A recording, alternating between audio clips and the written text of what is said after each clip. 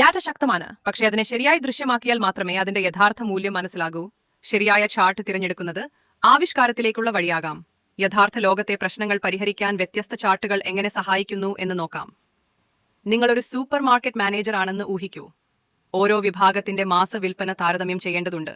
Bar chart ഉപയോഗിച്ചാൽ അതിന് മറുപടി കണ്ടെത്താം. വിവിധ വർണ്ണങ്ങളിലുള്ള സ്തംഭങ്ങൾ വീക്ഷിക്കാൻ എളുപ്പവും വേഗവുമാണ്. ഇനിയൊരു സ്റ്റോക്ക് ട്രേഡറായി ചിന്തിക്കൂ. ഷെയർ വിലകളുടെ ഏറ്റക്കുറച്ചിലുകൾ കാലക്രമേണ ട്രാക്ക് ചെയ്യേണ്ടത് പ്രധാനമാണ്.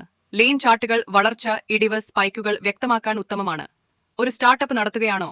മാർക്കറ്റിംഗിനും ശമ്പളത്തിനും ഉപകരണങ്ങൾക്കുമുള്ള ബഡ്ജറ്റ് എങ്ങനെ വിനിയോഗിച്ചിരിക്കുന്നുവെന്നത് കാണിക്കണം. പൈ ചാർട്ട് അതിനായി വളരെ ലളിതമായ രൂപത്തിൽ മുഴുവൻ ഭാഗങ്ങളും മനസ്സിലാക്കാൻ സഹായിക്കുന്നു.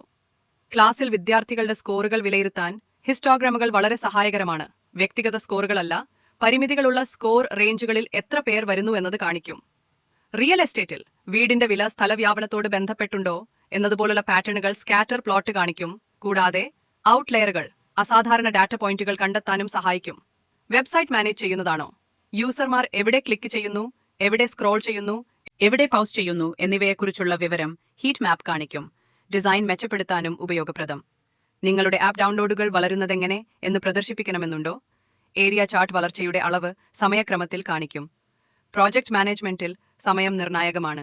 ഗാന്റ് ചാർട്ട് ടാസ്കുകൾ ടൈംലൈൻ അടിസ്ഥാനത്തിൽ പ്രതിനിധീകരിക്കുകയും പുരോഗതിയും ഡെഡ്ലൈനും അതിൽ കാണിക്കുകയും ചെയ്യും. ഓരോ ചാർട്ടിനും പറയാനുള്ളത് വ്യത്യസ്തമാണ്. ശരിയായത് തിരഞ്ഞെടുക്കൂ, സുഗമമായി ദൃശ്യമാക്കൂ, നിങ്ങളുടെ ഡാറ്റയെ സംസാരിക്കാൻ അനുവദിക്കൂ.